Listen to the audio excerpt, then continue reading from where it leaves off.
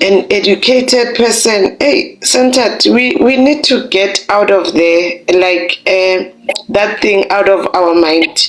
See, you can be educated and still be stupid at the same time. Remember, when someone is going to school, is going to study whatever, like she will be working on. She's not studying to upgrade his or her mind. And if you can see, most of our South African ladies, they are like that. Most of them, they are so stupid. And this thing of Jolofina, I think, guys, we must leave it to them. They must do as they wish. But the problem is that they bring this man to stay in our country. That's the problem that we are having. Maybe when they think otherwise, they think maybe we are jealous or something. We just don't want this man to stay in our country, and then they will be making babies, and then this man will be jabbering from another country, leaving these babies here. You know, guys, they are diluting us.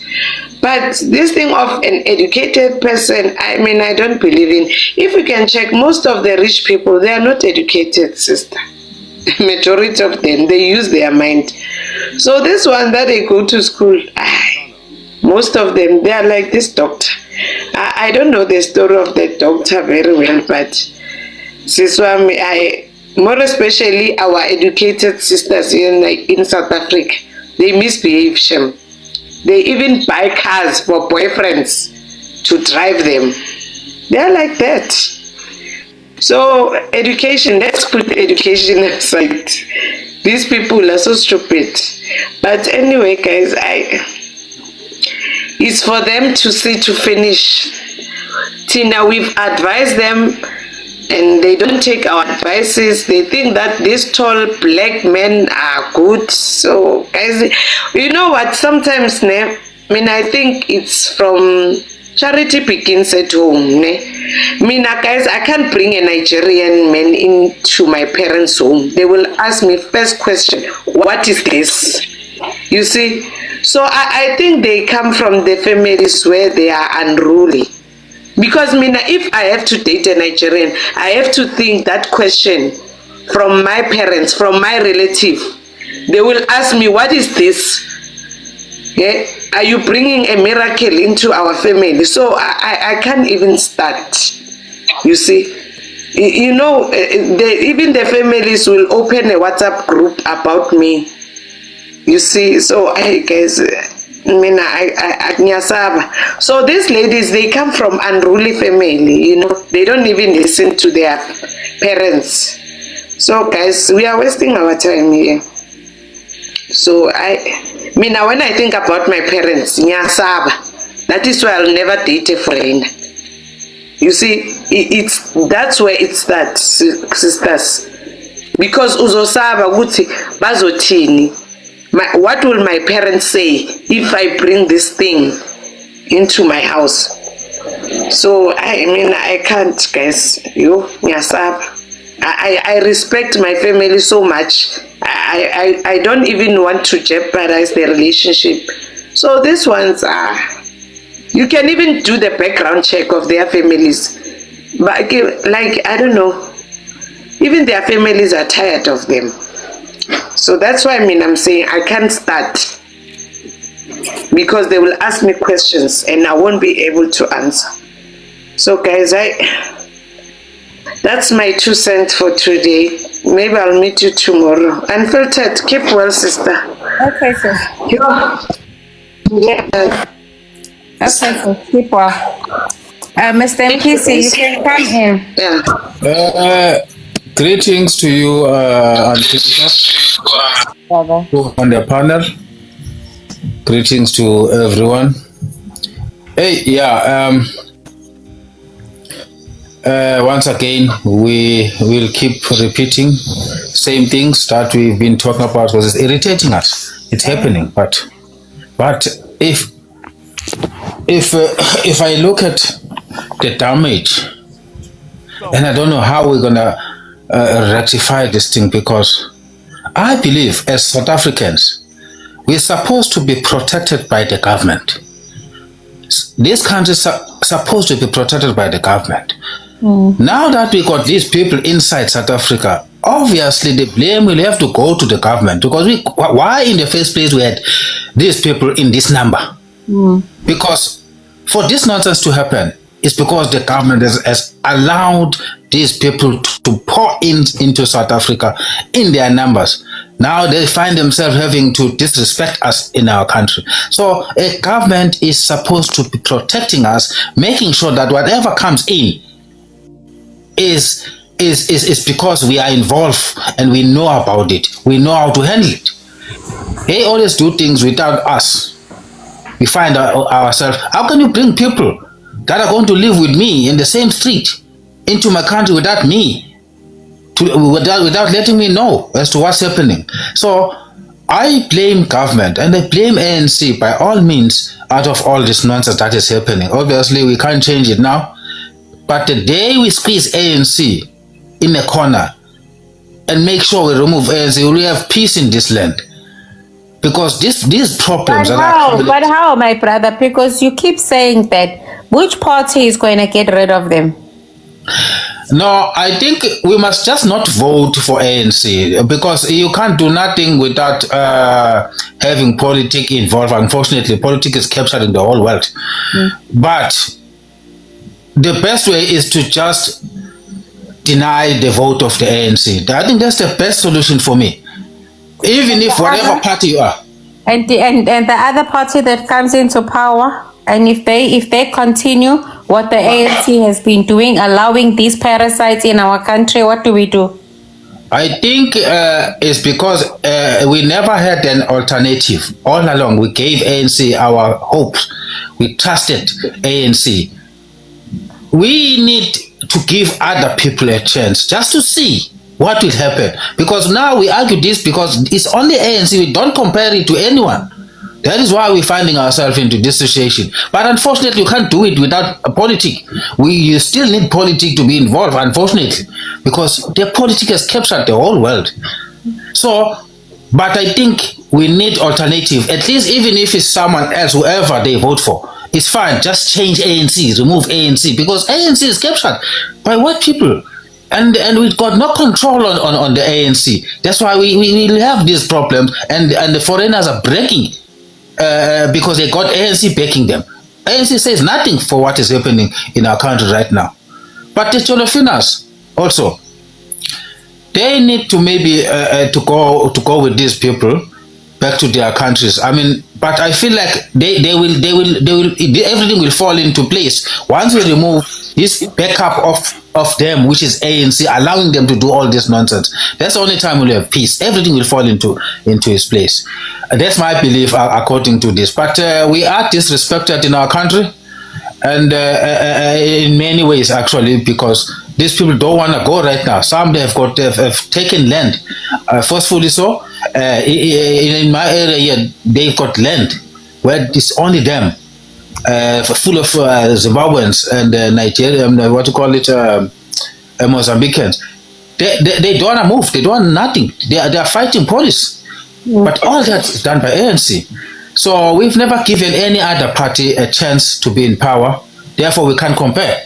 We're only going to cry to the ANC. Yeah, that's my 2 cents for now. Yeah. With me, I've read I've read the policies of most of these parties, and none of them say that we are going to do something to get rid of foreigners. So I don't know. I don't think that removing the ANC is going to help us, but that's just my view, guys. Xenophobia, must go ahead, Mr. Mzansi, then xenophobia will come in, then we'll go back up to Mom. If I may, you know what I noticed is even Julius Malema has started to change his tune. Not so long ago, he made a speech where he said that Zimbabweans need to go back to Zimbabwe in order to fix their country, because you cannot enjoy yourself in your own country. You cannot enjoy yourself in someone else's country. You cannot even enjoy yourself in your own country. So Zimbabweans need to stop this cowardice of running into other people's countries. And I think the message was implied to just about all the other countries including the Oriental countries. I hope he's going to deal with the Oriental countries as well. Because, you know, this thing of we tend to focus on the Africans that are living in South Africa. Yeah. And I still believe that if you want to find the people that are actually damaging this country even more, with the, you know, as much as we know about the human trafficking by Nigerians, there's a lot of human trafficking that is happening with the people from India, from Pakistan, not so much Bangladesh, but I know with India and Pakistan, it is also very, very common. And it seems like they're all trying to adopt the same maneuvers and tactics that the Nigerians have adopted. It's just that for some reason they're just not as caught as much. Maybe the chocho or the bribes that they are paying is of a higher value or something like that. But believe me, they are just as involved as the Nigerians are. And that's why I'm never going to ignore the Orientals. I'm never going to ignore them, and I'm never going to state that they're not a problem, because I know what I live with, and I know who is surrounding me, and I know exactly what they do get up to. So this whole thing about us focusing on Africans that need to get out, no, the Orientals need to go just as much. Yeah, I agree with you. I agree. You can come in, xenophobia. You, ma'am, I think time has come, as we are saying. I agree with you that all these political parties, they don't have a clear mandate about putting South African first. They don't have a clear mandate about making South Africa a great country. They've got the mandate just to be in parliament, and that's all they need to do. After that, we no longer hear them. I concur with my brother saying that all these foreign nations, they've got the same trade. It's either they trade in powder, or it's either they do whatever they do. Then the problem comes that they are even managing to get inside South Africans to divide us, as I'm hearing that even our own women are complaining about the behavior of South African women towards this. And the division among South Africans, it's a cause of concern, because we don't know how does it come, how does it infiltrate us, but at some point it does come. Somehow an ideology which time has come has to be out there. We no longer know how to do it, because we no longer know what to do, who to ask, trust in parliament, unless we do it ourselves. I don't know how, but we need to find a way. For now, I'm stuck in the point that what is happening really in South Africa, because the situation is deteriorating each and every day. The more we speak, the more our country is going down the drain. If it's not robots that are not working, it's storages in towns that are not working. It's roads that have potholes. It's foreigners that are too mainly. We no longer know where to tackle. Now we sleep when we wake up. Ibrahim Rasool has been recalled. Now we wake up, America has sanctioned us. Now we no longer know where to attack, because if you are a person, or if you are an organization, or if you are a country, you must have a target. We no longer know where to stop this. I think the floodgates have been opened. Floodgates of hell have been opened to South Africa. We're no longer safe. I don't know. I'm not throwing out towel, but we need to fight as South Africans. That is true. So we need to fight, honestly. Before we go to Mom, let's go to Pikes and Tubal. Pikes, go ahead, brother. How are you? Good, brother. How are you? No, that idiot talks on the comment what he said, I'm UDULêNTLY. Yeah, I was fighting. I muted him, brother. Don't worry. No, I was fighting with them earlier. Oh. Yes, I was fighting with them. I always ask them, why you guys, the three of you were four, why are you guys sitting here discussing South Africa instead of discussing your own country? Every day when you wake up is South Africa that, South Africa that. Come on, yeah, I'm so sick and tired. But anyway, let's talk about Jolofinas. Don't worry, they're gonna come one by one. They're gonna come out and cry. I saw one video, I think it's during the day today.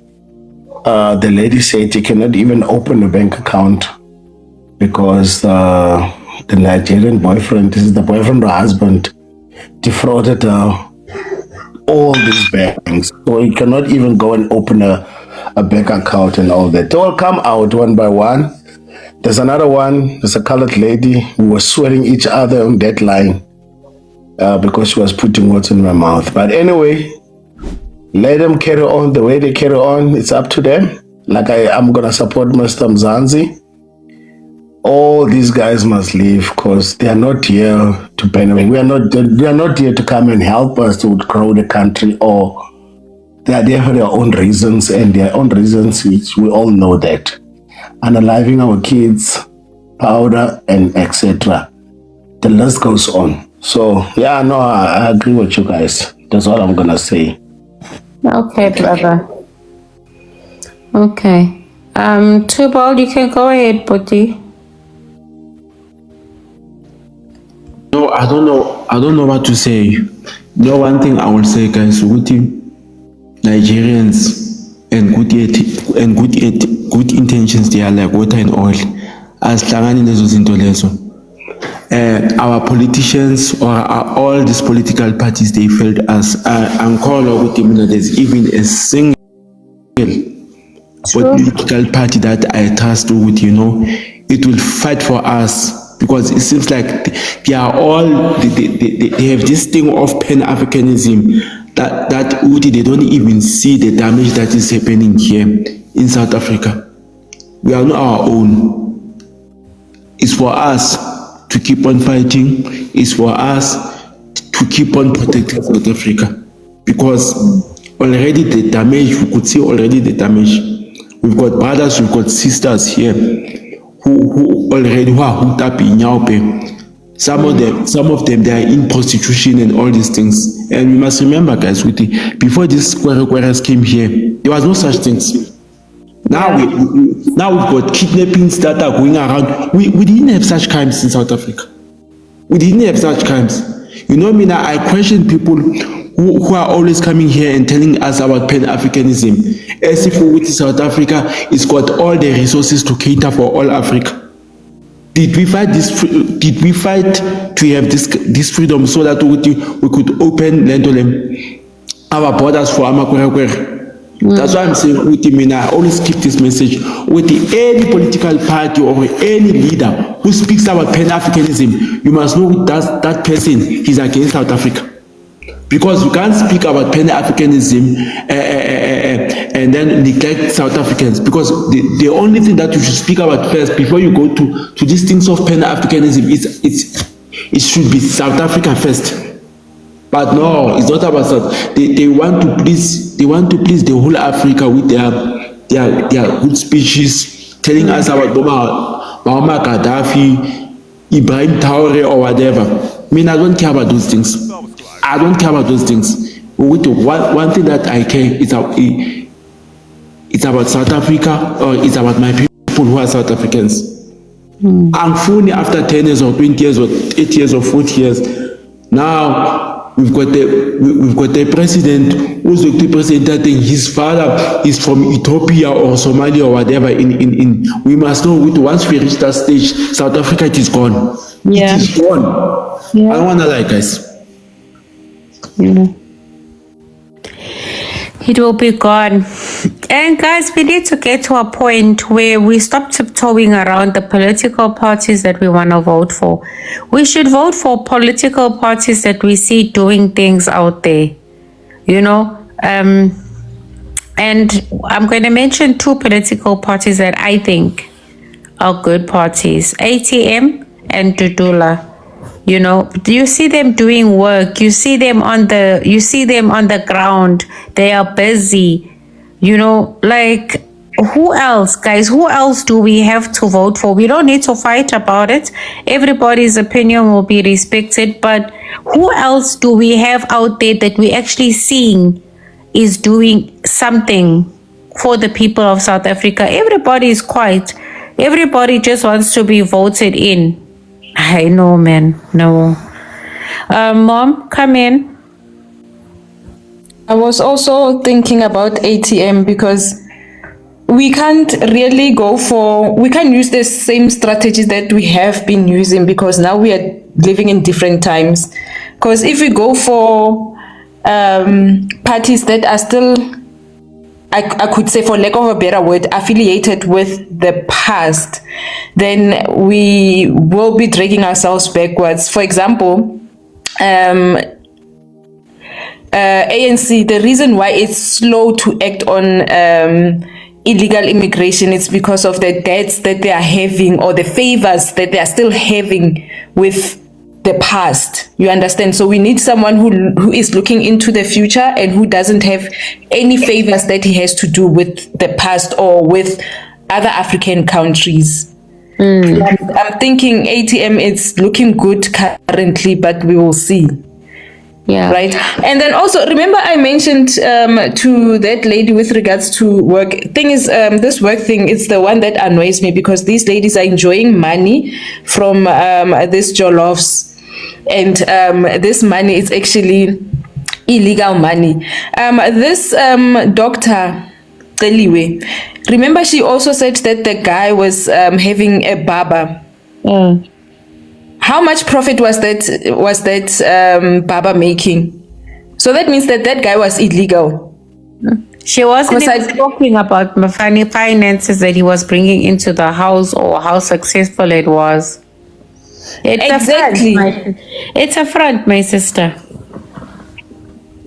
So that's why I'm saying that these ladies, they don't care. As long as they are sorted, as long as they are getting money, to hell with what happens to us. Yeah. So yeah, it's sad, really, it's sad. Yeah, it's sad. Before I go to censored, Papillon, you can go ahead. Tell me, what political party do you think is going to do right by South Africa? And then you can then comment about the topic.